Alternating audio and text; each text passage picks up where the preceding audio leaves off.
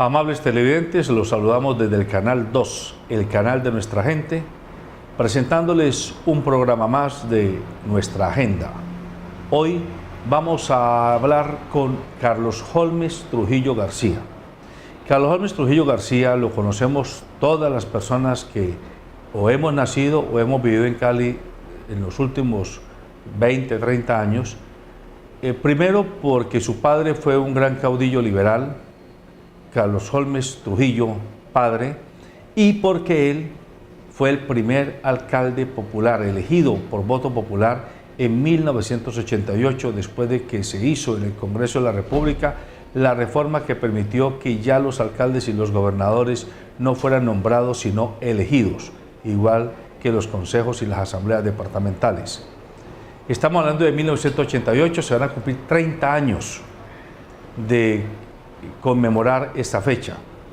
Si usted pudiera devolverse en el tiempo, doctor Carlos Holmes Trujillo, y volviera a ser elegido alcalde de Cali, ¿qué de lo que hizo en esa época no habría hecho o no haría de nuevo? ¿Y qué de lo que no hizo intentaría hacerlo ahora? Yo, si pudiera mirar hacia atrás, me convertiría en el líder de la ampliación del periodo de los alcaldes, porque aquel periodo era muy breve. No eran sino 2 años y naturalmente las exigencias para quienes fuimos elegidos inicialmente eran mayores. En segundo lugar, volvería a hacer exactamente lo que hice, pero lo haría con mayor intensidad y naturalmente dentro de un marco de ampliación del periodo que era muy breve. Y lo que no haría sería renunciar. Yo renuncié faltando unos pocos días a raíz de la muerte de mi padre. Esa fue una decisión emocional que en su momento me produjo muchas críticas. Bastantes ciudadanos también la entendieron, pero si yo pudiera retroceder el reloj, naturalmente hubiera culminado plenamente el periodo para el cual fui elegido. De su padre, que fue definitivamente un estandarte del Partido Liberal en el Valle del Cauca, en Colombia, pero en el Valle del Cauca en particular, díganos cuál fue el aprendizaje mayor. Todo. Políticamente hablando. Todo. La capacidad de estudio, la observación nacional, la observación internacional, la incorporación de elementos de reflexión política y sociológica y económica profunda en la actividad política. Es decir, yo de mi padre aprendí que la política se puede y se debe hacer en serio.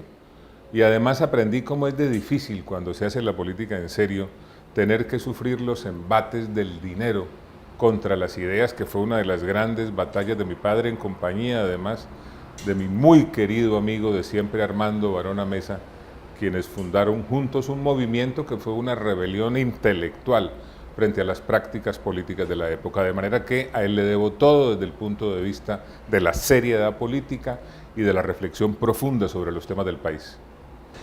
A usted le tocó gobernar cuando Cali ya estaba comenzando a ser presa de la ola del narcotráfico, de la ola de una cultura mafiosa que se fue apoderando de todas las instancias de la vida social, económica y política.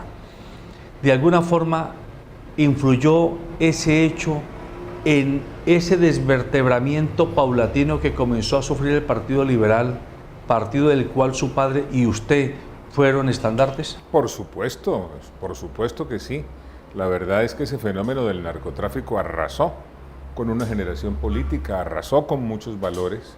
Y cuando yo fui alcalde de Cali, lo que me propuse fue mantener vivo el espíritu ciudadano.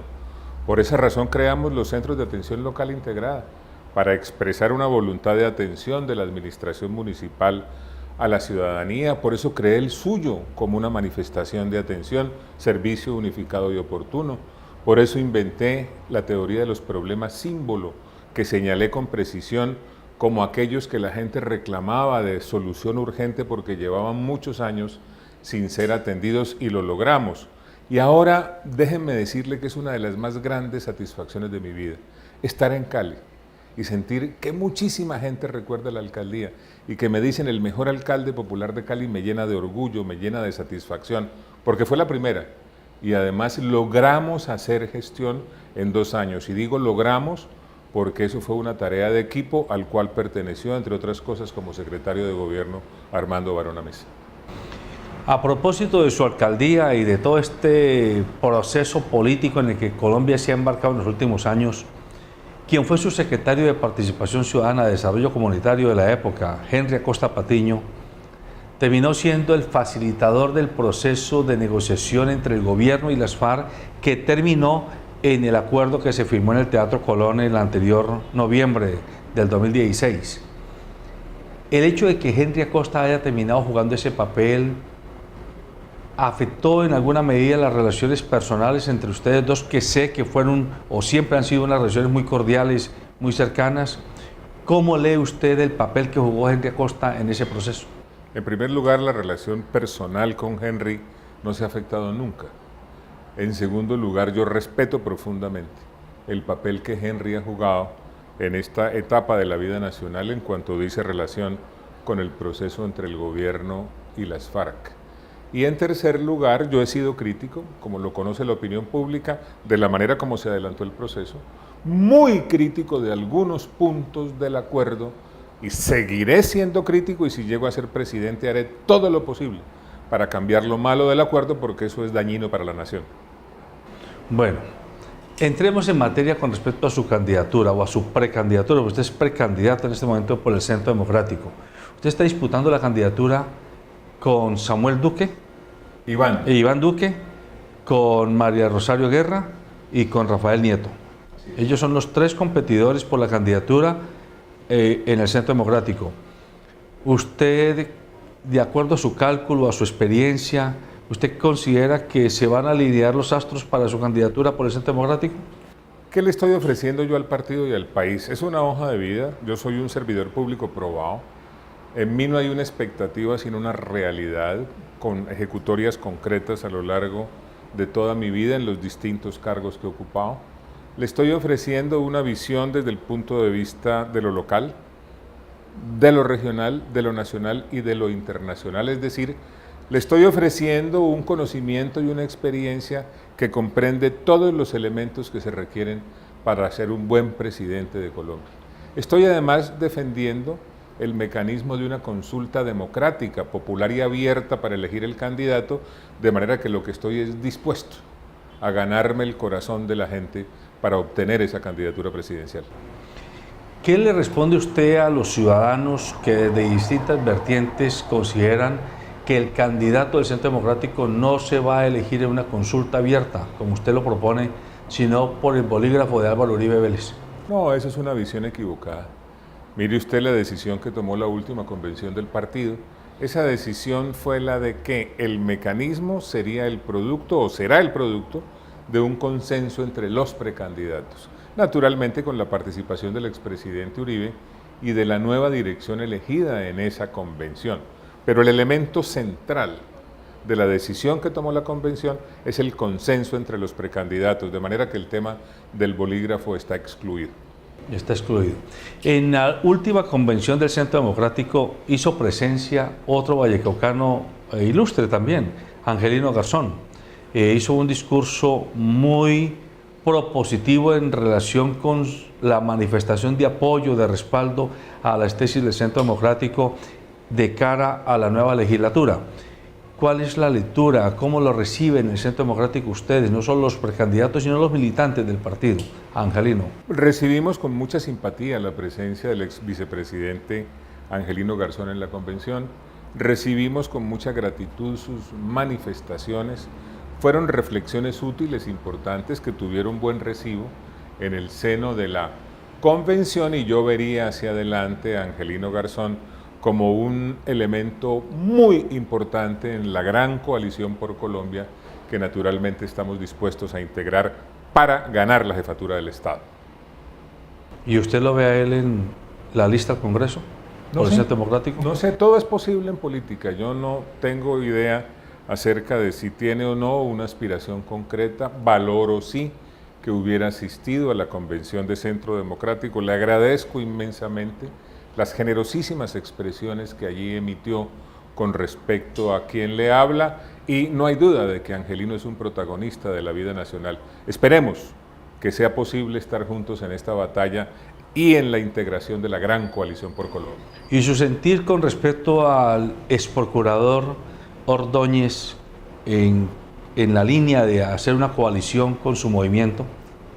También es perfectamente posible. Él también nos visitó en la convención, lo escuchamos con respeto, lo escuchamos con gratitud. Con él es evidente que tenemos algunas coincidencias, no coincidimos en todo, pero ahí hay un cuerpo central desde el punto de vista programático que hipotéticamente nos permitirían hacer un entendimiento dentro de la idea de integrar una gran coalición por Colombia.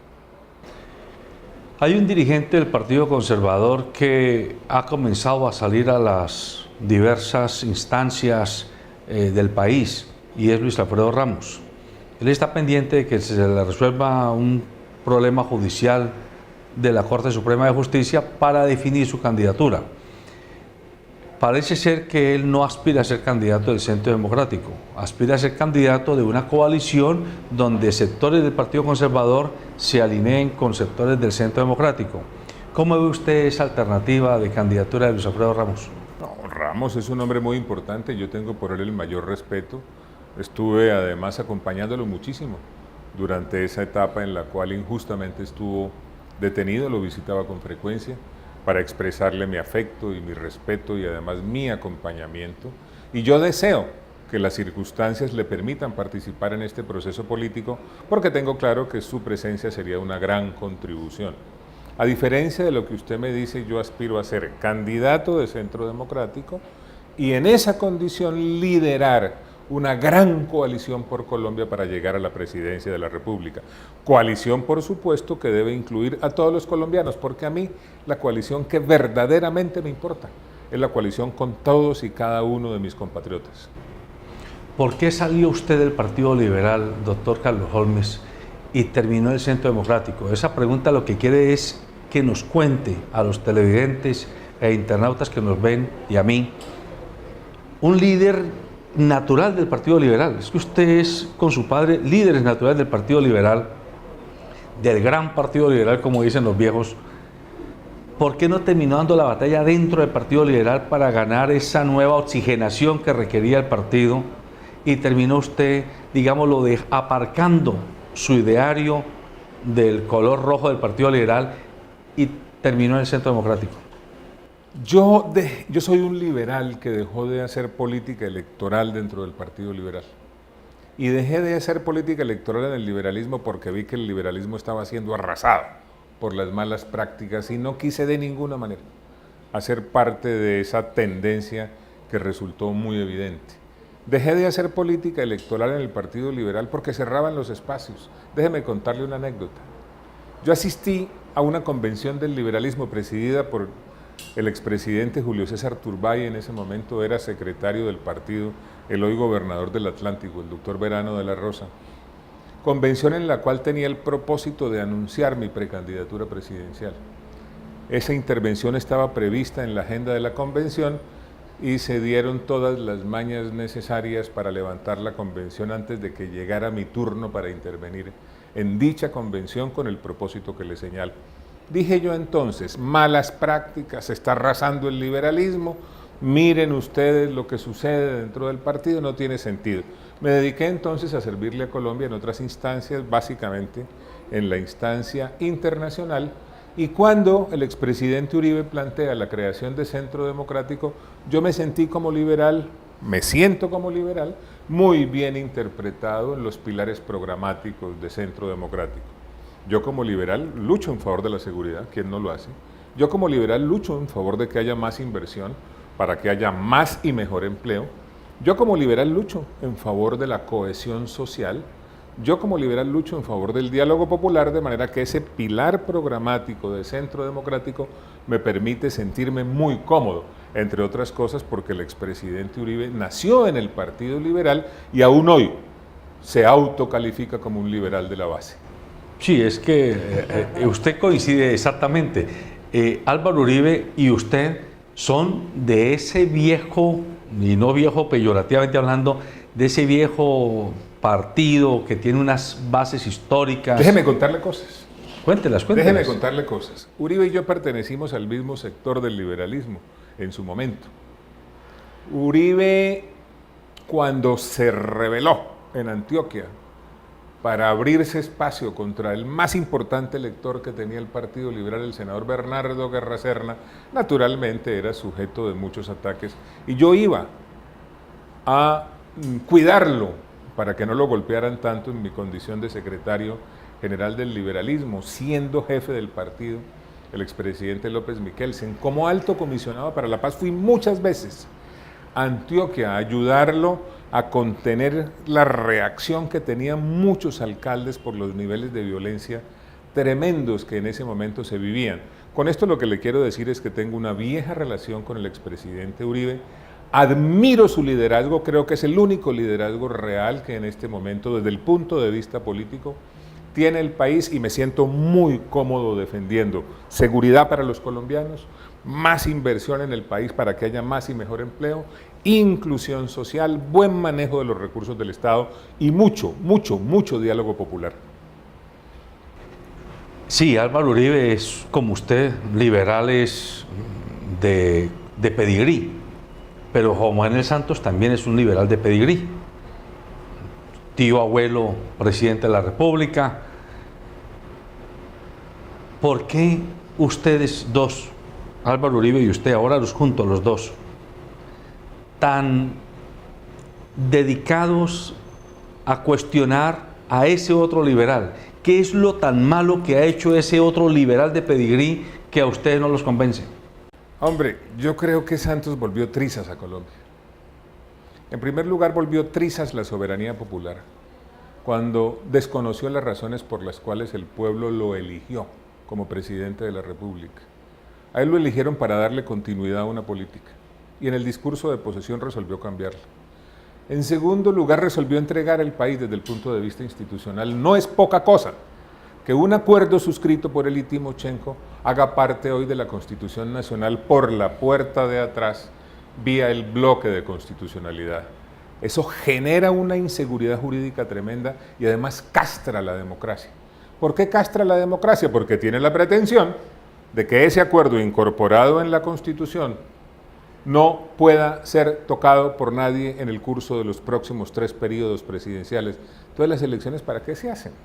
¿Cómo se le ocurre a un presidente que tiene el deber, la responsabilidad de preservar la Constitución Nacional, de cumplirla? Porque ese es su guía, ese es su marco de acción. ¿Cómo se le ocurre decir que un acuerdo con una organización terrorista entre en la Constitución y nadie lo puede tocar en el curso de los 3 próximos periodos presidenciales? ¿Cómo se le ocurre a un jefe del Estado en Colombia plantear la posibilidad de que el narcotráfico sea considerado como conexo al delito político? ¿Cómo es posible que el narcotraficante de las FARC en el futuro no pagará un solo día de cárcel?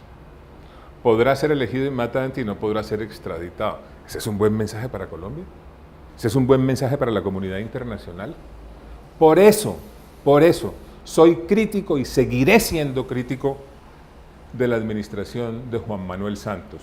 Pero no solamente soy yo el crítico, mire los niveles de apoyo que tiene, está en el 14% y va a terminar con niveles de apoyo inferiores. Este presidente terminará como el jefe del Estado que al final de su mandato tiene el menor reconocimiento y la menor gratitud del pueblo colombiano.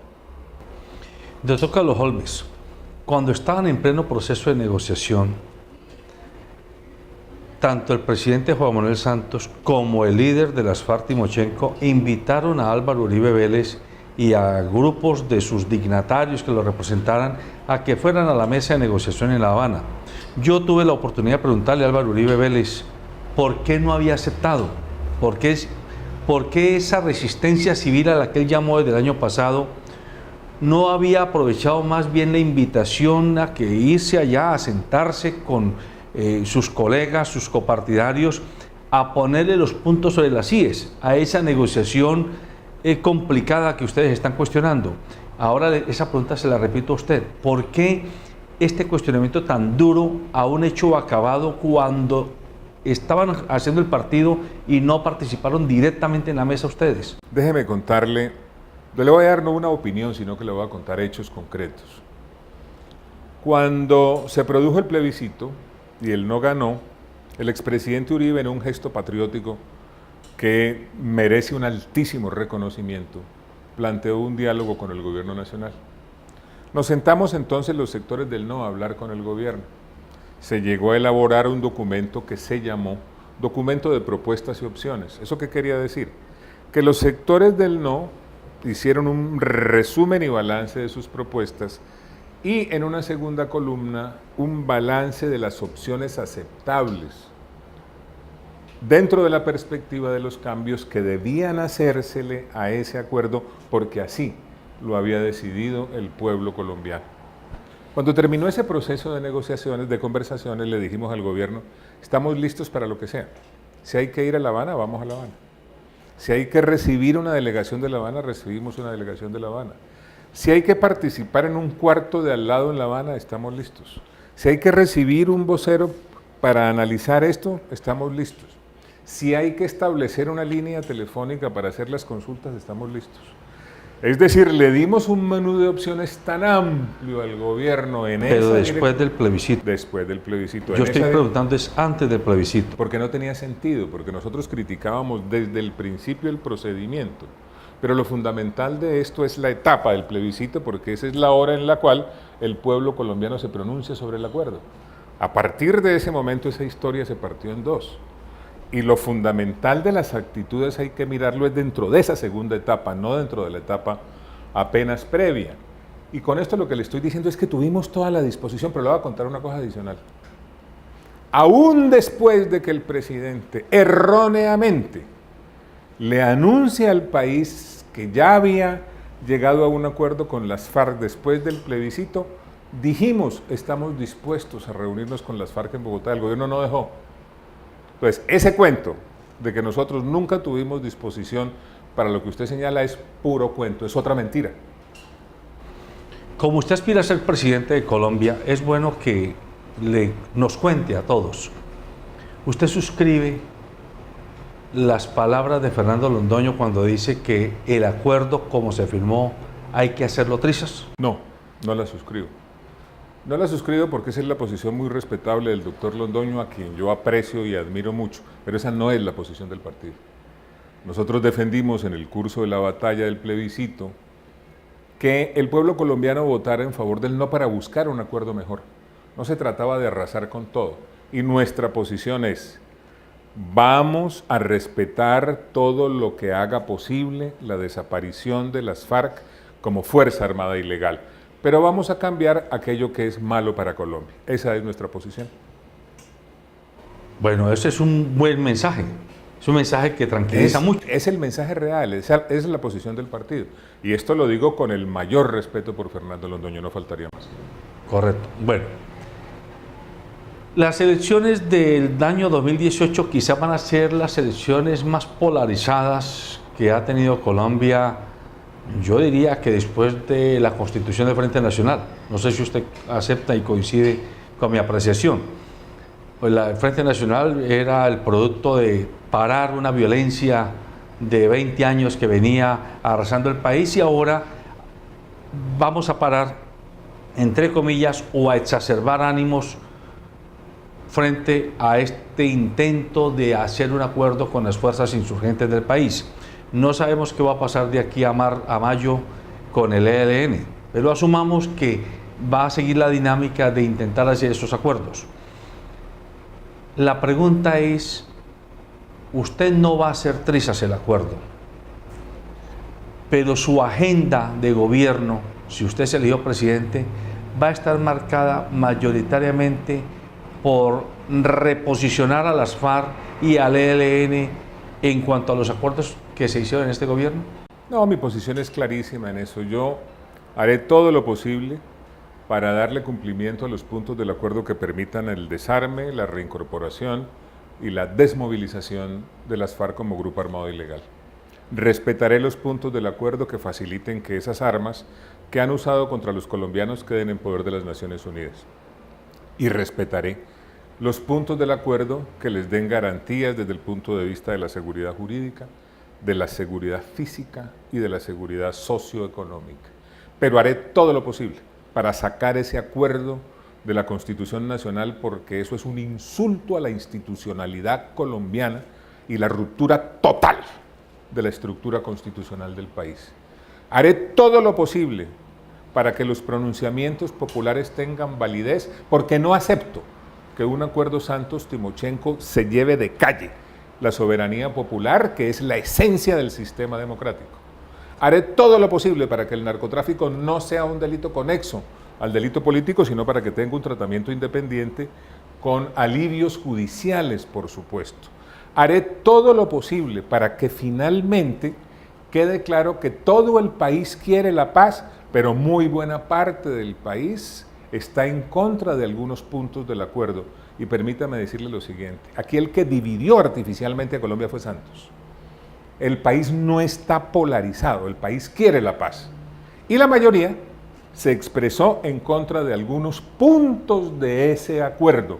Luego esa voluntad popular fue desconocida por Santos. Se inventó un procedimiento espurio de refrendación por parte del Congreso, procedimiento que no existe, competencia que no está consagrada en la Constitución Nacional, razón por la cual en el 18 vamos a tener una nueva versión del plebiscito. A uno le llama la atención, doctor Carlos Holmes, que el proceso de negociación con las FARC terminó haciendo trizas al Partido Liberal y a las diversas versiones del Partido Liberal encarnadas en el partido de la U, Cambio Radical y hasta cierto punto Centro Democrático. Esto lo digo porque los líderes de todo este proceso han sido liberales. Humberto de la Calle, Juan Manuel Santos, Rafael Pardo, ¿cómo se llama? Es decir, todos los liberales de viejo cuño terminaron entrando en la dinámica del acuerdo y terminaron peleados. Ustedes, con la posición que lidera y Rafael Pardo, Humberto de la Calle, Sergio Jaramillo, Juan Manuel Santos, peleándose con ustedes que vienen todos de la misma matriz liberal. ¿Eso no es un fenómeno muy extraño en política? Que siendo todos de la misma matriz liberal, terminen ahora casi que en odios políticos irreconciliables. No, José Alberto, aquí lo que pasa es que los partidos se han ido debilitando. Los viejos partidos están en vía de extinción y los nuevos no nacen con suficiente vigor. Nosotros, que tenemos algún significado de cara a la opinión pública, apenas somos un bebé, estamos apenas gateando. Y hay otros partidos nuevos que han nacido con los mismos vicios de los partidos viejos. Mire usted el partido de la U, por ejemplo, mire usted Cambio Radical. De manera que todo este proceso tiene lugar en medio de un fenómeno de debilitamiento progresivo de las viejas colectividades. Eso ha cambiado por completo las categorías, hasta el punto de que la inmensa mayoría de los colombianos hoy, la verdadera mayoría, es la de los independientes. Y no en un porcentaje menor. Hay sondeos que indican que el 80% de los colombianos se autocalifica como independiente. ¿Eso qué quiere decir? Que la gran masa de colombianos, de electores del país, se está moviendo alrededor del atractivo de las propuestas, del atractivo concreto de los candidatos, y no como sucedía antes detrás de las banderas. Que ese cambio es bueno, regular o malo, eso da para especulaciones y reflexiones mucho más largas y profundas, pero es la realidad del país. De manera que aquí no hay una disputa entre liberales y conservadores en términos tradicionales, sino una visión respecto de si se condujo bien el proceso, de si los puntos del acuerdo son buenos para la nación o si esos puntos, algunos de ellos, son malos, perjudiciales y dañinos para Colombia. El debate entonces de hoy tiene otra razón de ser. Dentro de los acuerdos que ustedes cuestionan está el del Tribunal de Justicia Especial para la Paz, está el del Fondo de Tierras, y se preguntan muchas personas en el país, muchos sectores de opinión y también de los medios. El Tribunal de Justicia Especial para la Paz, como lo entiende la opinión pública o gran parte de la opinión pública, es un espacio que permite una especie de justicia alternativa para que civiles, militares, guerrilleros y políticos entren a una jurisdicción especial que le dé un tratamiento expedito al proceso y cambie, digamos, conmute las penas tradicionales por unas alternativas. ¿Qué es lo tan malo que tiene el Tribunal de Justicia Especial para la Paz que ustedes no lo aceptan? Y segundo, en cuanto a la recuperación de tierras, ustedes, el Centro Democrático, está argumentando que hay un grave riesgo de expropiación de la propiedad privada, especialmente la propiedad privada rural, en tierras. ¿Por qué? Hay sectores que también plantean no, y de hecho yo por lo menos he leído y he escuchado a dirigentes de las FARC que plantean y aceptan que haya una especie de concertación entre la agroindustria de gran escala que requiere cantidades importantes de tierra, no en manos del campesino como unidad familiar pequeña, sino de empresas adecuadas, que trabajen en los mismos territorios, digámoslo, concertando con la pequeña propiedad campesina. ¿Cuáles son los dos vectores de riesgo que ustedes ven en esas dos figuras para que lo entiendan nuestros televidentes? Jurisdicción Especial para la Paz.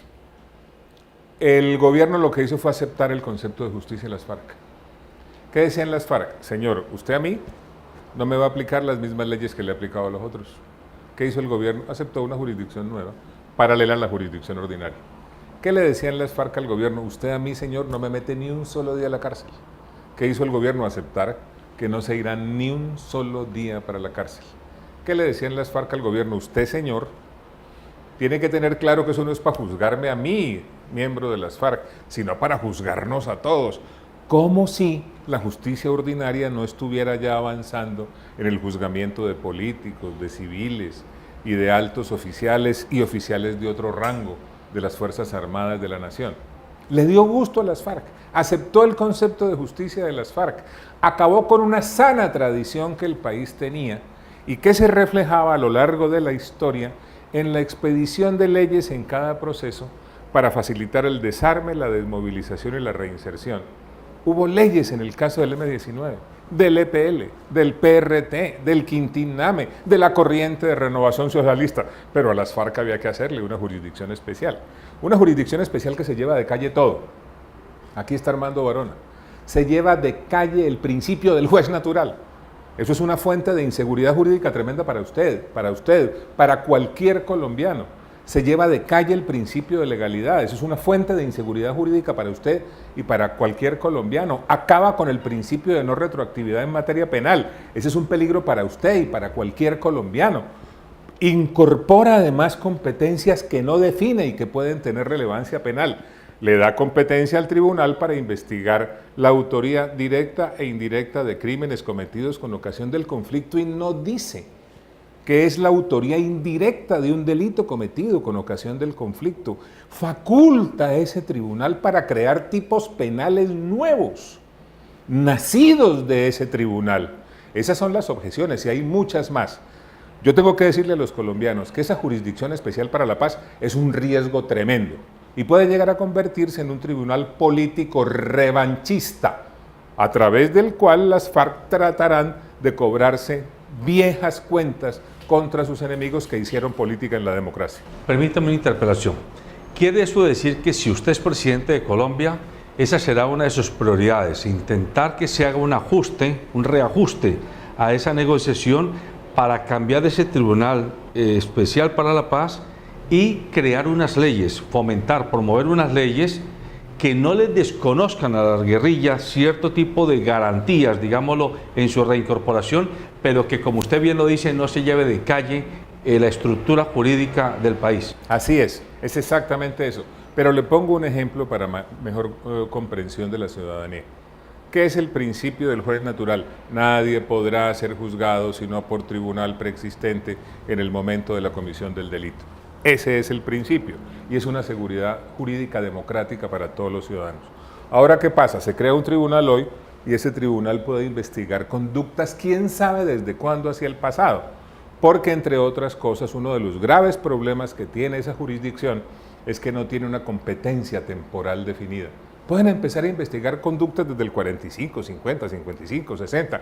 Nadie sabe desde cuándo. El peligro es monumental. Y aquí yo estoy pensando es en la seguridad jurídica de todos los ciudadanos colombianos. No estoy pensando en la seguridad jurídica de uno o dos. No, señor, de todos. Ese es el verdadero riesgo. ¿Qué tal las FARC?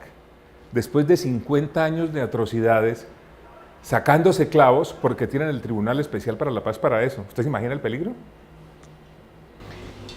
Y ahora explíquenos con el tema del fondo de tierras, el riesgo de expropiación de la propiedad privada. Mira, el riesgo es clarísimo. ¿Cuál es mi posición en esa materia? La tierra mala vida hay que quitársela a los bandidos, pero hay que respetar a los propietarios y poseedores de buena fe. Con el cuento aquel de la expropiación por vía administrativa a tierras ociosas o que no cumplen la función ecológica, imagínese usted hasta dónde se puede llegar. El domingo terminé mi día de trabajo, este domingo que pasó, en Ginebra. Se paró un amigo, cuyo nombre no menciono porque no es del caso. Es un pequeño agricultor, tiene ahí unas poquitas hectáreas. Y dice, hombre, empiezan a llegarme rumores en el sentido de que unas pocas hectáreas que yo tengo están en peligro por las nuevas normas del Fondo de Tierras. Eso es una barbaridad y un peligro gigantesco. ¿Qué es lo que yo haría si soy presidente? Garantizar, acudiendo a los mecanismos legales que sean, la propiedad privada y el derecho de los poseedores de buena fe. Doctor Carlos Holmes, yo como ciudadano, como periodista, como empresario, me niego a pensar que personas como Humberto de la Calle, que fue el líder de ese equipo negociador de gobierno, hayan estado casi que cumpliendo la tarea de entregar el Estado a las FARC. Y yo soy del criterio que Humberto de la Calle es un colombiano y un liberal también, muy digno, muy respetable, y que tiene claridad jurídica del alcance de ciertas medidas como estas que usted nos está mencionando. Porque es cierto, es muy riesgoso para un pequeño poseedor de 50 hectáreas, 30 hectáreas que mañana vayan y vengan por su tierra por alguna presunción de adquisición indebida o irregular de sus tierras. Pero lo que también entiende la otra parte del país es que hay mucha tierra en manos de muy poca gente, tierra ociosa, tierra quitada al Estado, tierra baldía, que se está negando cierto sector de los colombianos a devolverla para que se convierta en un bien de equidad social. No, la equidad social todos la defendemos, pero una cosa es la equidad social y otra cosa es el desconocimiento de la propiedad privada. Y además el desconocimiento de la propiedad privada mediante la aceptación de criterios de una amplitud inmensamente peligrosa, que es lo que estamos viviendo ahora. Yo conozco bien al doctor de la Calle. Yo fui miembro de la Constituyente y allí conocí al doctor de la Calle como ministro de gobierno. Le ayudamos mucho, porque Humberto no tenía absolutamente ninguna experiencia en aquellos años. Y quienes integrábamos la bancada liberal nos dedicamos a apoyarlo. Era el ministro de gobierno de un presidente liberal, del doctor César Gaviria Trujillo, y lo admiramos mucho en su construcción jurídica, pero ese es un Humberto de la Calle. Ese Humberto de la Calle no es el mismo de hoy. El de hoy es distinto. Y déjeme ponerle un ejemplo, y lo digo con todo respeto hacia Humberto, quien es mi amigo. En esas conversaciones que tuvimos con el gobierno, había varios puntos en los que nosotros insistíamos, pero menciono solamente uno para que se conozca qué pasó en esas conversaciones. Le dijimos a Humberto, hombre Humberto, que quede claro en el texto del acuerdo que eso no hace parte del bloque de constitucionalidad. Y dijo Humberto, es que no hace parte del bloque de constitucionalidad y como no hace parte no hay necesidad de aclararlo. Le dije yo, eso es un error, eso es tu opinión y la compartimos. Pero si eso no queda claro, habrá otras interpretaciones que favorecerán la tesis de que sí hace parte del bloque de constitucionalidad.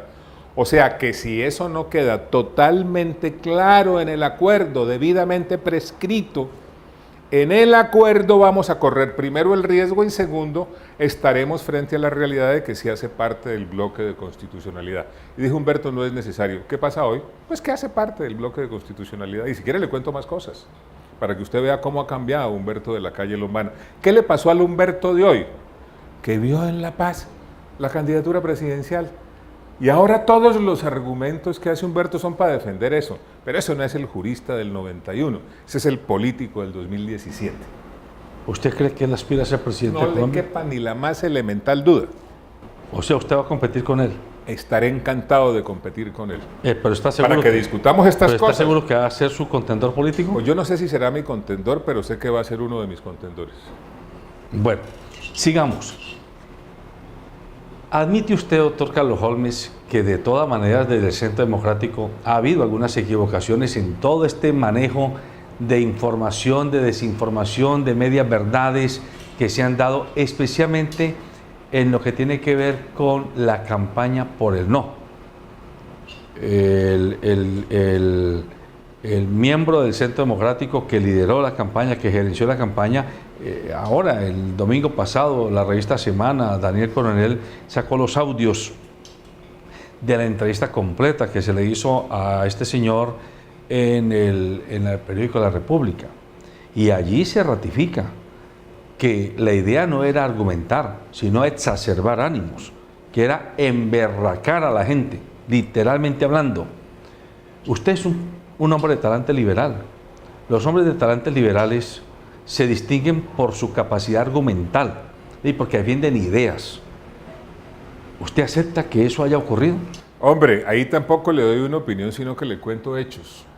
Yo fui uno de los líderes del no.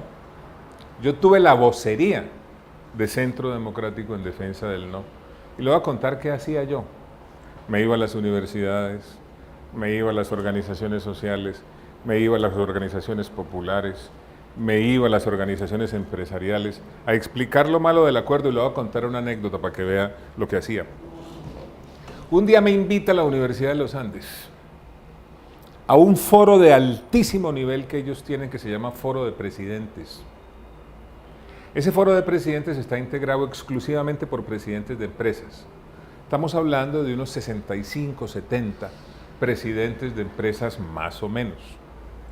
Ese día nos invitaron a dos personas, al expresidente César Gaviria Trujillo, a defender el sí, y a este modesto ciudadano nacido en Cartago, a defender el no.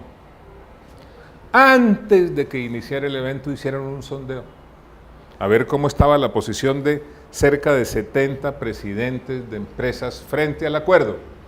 El sí ganó con el 65%. Intervino el expresidente Gaviria, después intervine yo, y cuando yo terminé volvieron a hacer el sondeo. En ese momento el no ganó con el 65%.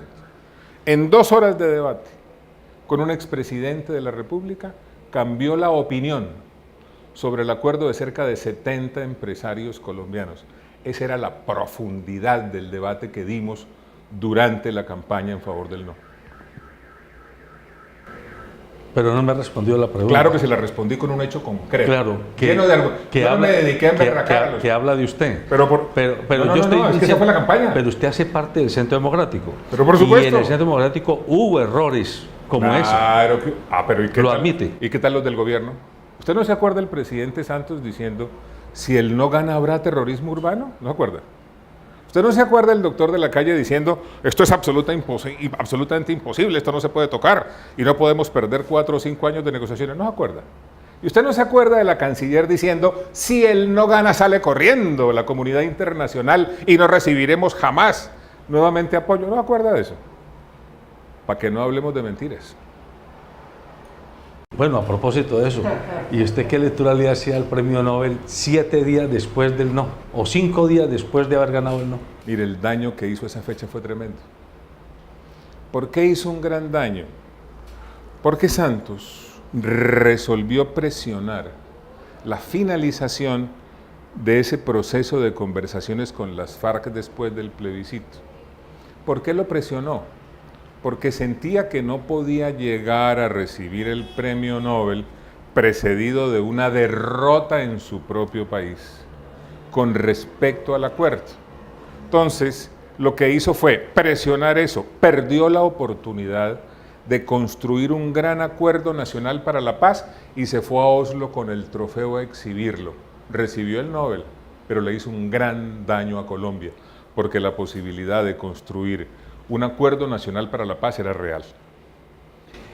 El otro gran demonio que se ha mostrado en el escenario nacional es el del castrochavismo. es el de que si a las FARC se les da la oportunidad de que se constituyan en un partido político, como todo indica que va a ocurrir, que se desfinancie la cuestión de ese partido político, es darle oxígeno a una corriente latinoamericana, que es lo que se llama el castrochavismo, para que se entronice en Colombia y ponga este país patas arriba. Explíquenos eso, por favor. Con el mayor gusto. Eso se ha querido caricaturizar para desconocer la profundidad de esa inquietud que se tiene. ¿Qué son las FARC? Las FARC son una organización marxista-leninista. Esa es una prédica que continúan haciendo y continúan definiéndose así. Las FARC abrazan el proyecto de socialismo siglo XXI. Las FARC van a empezar, según dicen, ojalá eso sea cierto, a hacer política dentro de los canales democráticos. El proyecto socialismo siglo XXI no se fue a la tumba con Chávez. El proyecto socialismo siglo XXI no es un proyecto nacional, es un proyecto de naturaleza continental. Y en Colombia hay personajes políticos que abrazan ese sistema. Adicionalmente a eso, tenemos ya los hechos históricos que demuestran que los países que acogieron esas ideas fracasaron, hasta el punto de que toda esa etapa quedó ya atrás. Y tenemos un ejemplo reciente que es aquí al lado de la frontera. El padecimiento de los hermanos venezolanos es doloroso por las fallas de esas ideas, de ese proyecto político. ¿Qué es lo que nosotros decimos? No podemos correr el riesgo de ninguna manera de llegar allá. ¿Y qué planteamos? Pues vamos a ganar democráticamente con otras ideas. Ideas que defiendan la libertad, la democracia y la libre empresa. Pero estando tan seguros de que somos un país de talante democrático, ¿no es una contradicción vender como coco ese miedo al castrochavismo cuando todo indica que sí, es posible que aquí las FARC y algunos dirigentes políticos abracen esas tesis, pero el país nacional no está por esas tesis? El país nacional quiere seguridad jurídica, quiere respeto a la propiedad privada, quiere libre empresa, quiere un ambiente distinto y no dictatorial, porque de alguna manera a eso se le apuesta con ese tipo de teorías. ¿Por qué no desestimar ese englobamiento del demonio castrochavista y más bien plantear, sí, vamos a hacer una política democrática electoral, ellos son unos actores más que seguro no van a ganar ni van a tener mucha posibilidad de incidencia electoral? Es que la política es para eso. La política es para plantear las ideas, señalar los riesgos de determinadas concepciones políticas y construir esperanza e ilusión con respecto a la adhesión a otras ideas políticas. Ese es el debate. Por eso, pues entonces hay que dejarlos que actúen, que ellos se constituyan. Claro, pero ¿qué es lo que nosotros planteamos? Que no es bueno que esas ideas vayan a ganar y que hay que derrotarlas, y por eso defendemos la libertad, la democracia y la libre empresa. Eso qué raro tiene. Pero déjeme decirle una cosa adicional. Vea, la Venezuela de antes de Chávez era muy parecida a la Colombia de hoy. ¿En qué sentido? Los partidos estaban totalmente destrozados. Los escándalos de corrupción eran permanentes. Los niveles de apoyo a los distintos poderes eran prácticamente cero. La gente rechazaba el poder ejecutivo, el poder legislativo, el poder judicial. El prestigio de los dirigentes políticos había prácticamente sido arrasado por ese ambiente que había en la sociedad venezolana de la época, muy similar a los niveles de descreimiento y de rechazo que se viven hoy en la sociedad colombiana. Y de pronto allá apareció en aquellos años un coronel, Chávez. Y la gente, cansada de todo, dijo, hombre, elijamos a este tipo que por lo menos es distinto, y si no nos gusta lo sacamos. ¿Qué de malo tiene en política democrática advertir esas realidades, señalar unos riesgos e invitar a defender otras ideas? Bueno, nos quedan algunos minutos todavía, pero yo necesito preguntarle al futuro candidato a la presidencia de la República por el Centro Democrático, porque seguramente usted va a ser ungido con esa representación. Pues Dios lo oiga, hombre. Creo que entre los cuatro usted está pintando como el puntero. Esa es mi opinión, obviamente.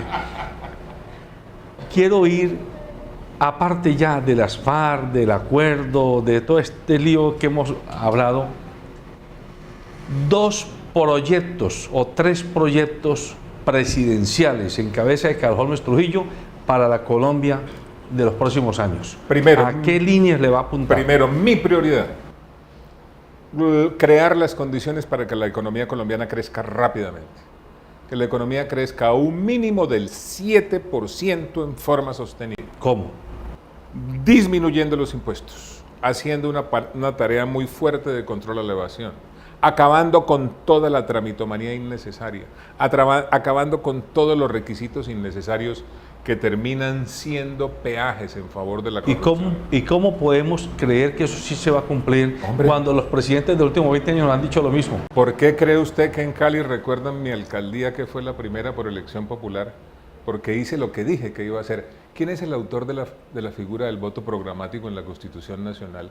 Para efecto de que se cumplan los programas. Yo le reconozco que cuando un gobernante deja iniciativas que pasan 30 años es porque hizo cosas. Ahí está. ¿Por qué cree usted que sigue viva la Ley 30 en materia de educación superior, cuando yo anuncié en ese momento que la iba a concertar para que tuviera vocación de permanencia?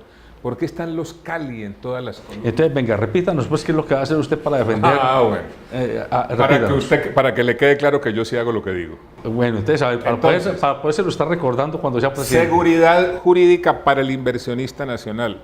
Seguridad jurídica real para el inversionista extranjero. Y me voy a sentar con el sector productivo colombiano a escoger los sectores líderes y los productos líderes con base en dos criterios: competitividad y mercados, para darles todo el impulso, asumiendo unos compromisos recíprocos, los empresarios de un lado, el gobierno del otro, y poniendo en marcha una política de seguimiento para que todo eso se cumpla de manera efectiva. Y eso lo voy a liderar yo, no le voy a delegar eso a ningún ministro. ¿Y con los impuestos qué va a hacer? Los voy a bajar. ¿Los de las empresas o los de las personas? De las personas naturales y de las empresas. ¿Cuál es mi tesis en materia de impuestos? Aquí de lo que se trata no es de cobrarle cada vez más a cada vez menos contribuyentes, sino de cobrarle cada vez menos a un número mayor de contribuyentes. Usted no puede ahorcar el número muy pequeño de contribuyentes que existe, sino ampliar esa base. ¿Para qué? Para facilitar que haya más empresa, más inversión, más y mejor empleo, más recaudo. Y dentro de esos sectores de punta que usted quiere jalonar con base en la competitividad de los mercados, ¿tiene previstos algunos?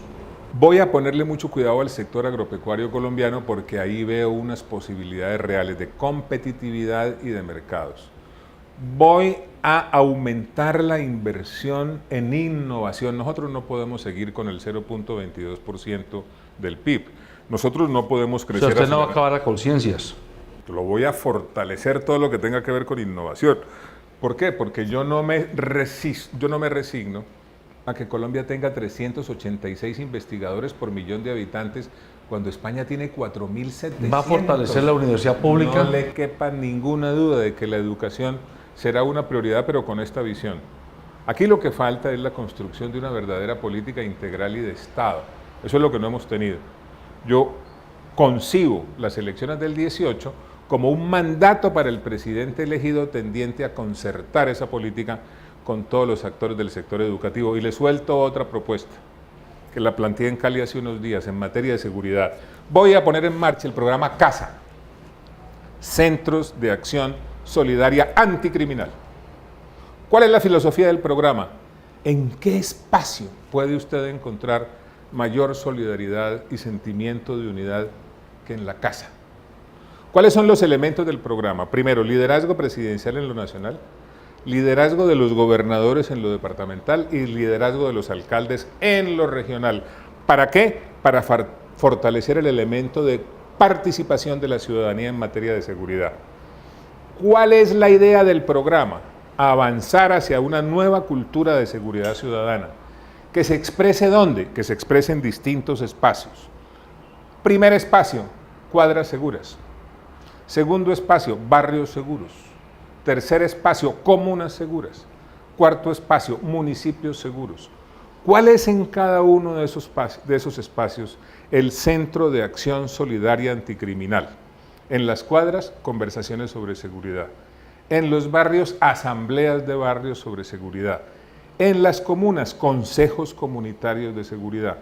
En el municipio, cabildos abiertos sobre seguridad y planeación en materia de seguridad. Y como pretendo que ese programa sea de largo aliento, tiene un elemento pedagógico que se va a cumplir en los establecimientos educativos mediante conversaciones pedagógicas que se llamarán Aprendamos de Seguridad.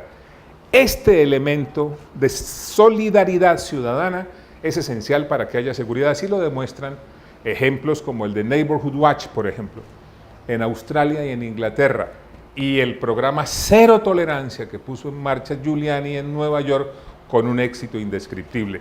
Ese es el programa en materia de seguridad ciudadana. Casa. Casa. Lo vamos a recordar en los próximos 30 Centro años de por Acción casa. Solidaria Anticriminal. Entonces ya nos ha dicho qué va a hacer usted por la competitividad empresarial del país. Hay que recordar esa. Ayúdeme a socializar eso. Casa, Centro de Acción Solidaria Anticriminal. Ya la grabé aquí en el disco duro.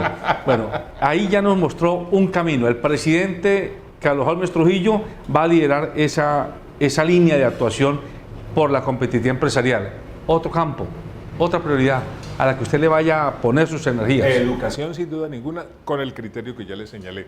¿Cuál es el problema del sector educativo? El problema es que aquí ha habido, en todos los gobiernos, medidas relacionadas con el sector o proyectos relacionados con el sector, pero no ha habido política educativa integral de Estado de largo aliento. Y llegamos a un punto en el cual, por ejemplo, hoy dicen que el programa Ser Pilo Paga es una gran revolución educativa. Ese es un buen programa, pero eso no es una revolución educativa. La política integral de Estado tiene que partir desde la primera infancia hasta los niveles de posgrado y tiene que ser de largo aliento. Por eso yo quiero convertir las elecciones del 18 en ese mandato, en un plebiscito en favor de la educación.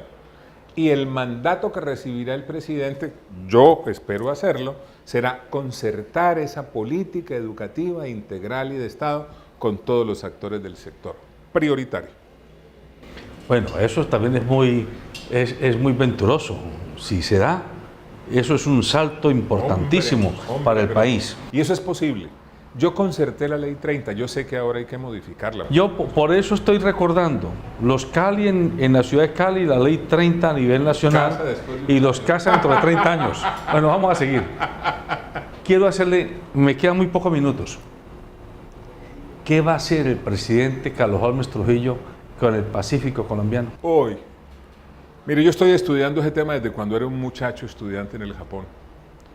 Tuve el privilegio de vivir en esa zona cuando nació el concepto de la Cuenca del Pacífico. Ese concepto nació en la Universidad de Canberra, en Australia. Y desde entonces empecé a señalarle al país, siendo un muchacho que escribía informes, la importancia de que Colombia tomara la determinación de vincularse en forma real, efectiva, a la Cuenca del Pacífico.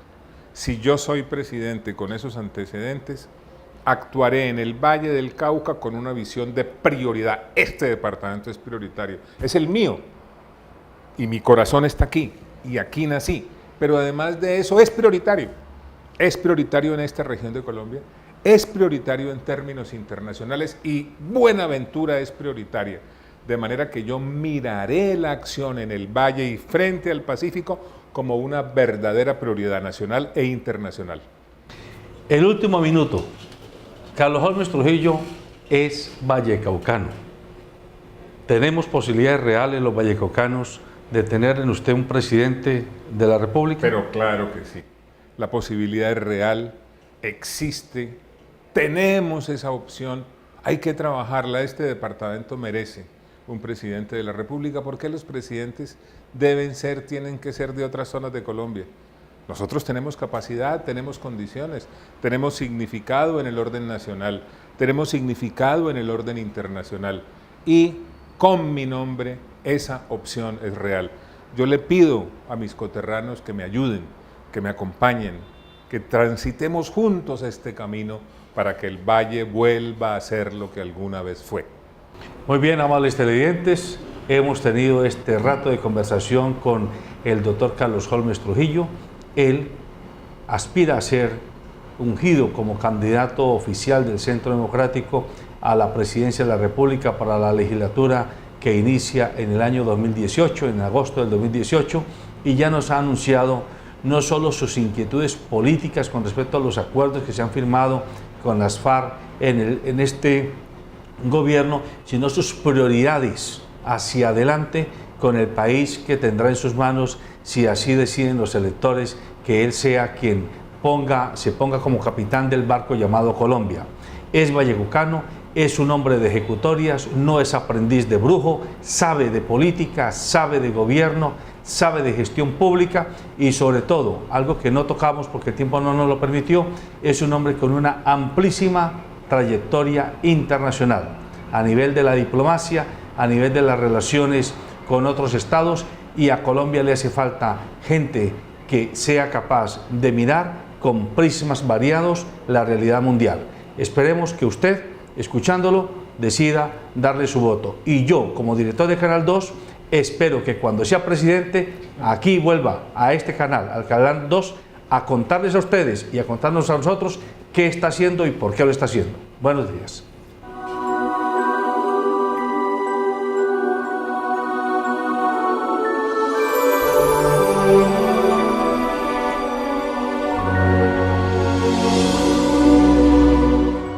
Cultura y Poesía Viva Cali, el programa donde usted conoce las personas que hacen y gestionan cultura.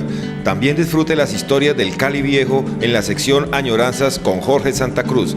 Véanos los miércoles de 1 a 1:30 p.m. con repetición sábados y domingos de 6 a 6:30 p.m. y los lunes de 2 a 2:30 p.m.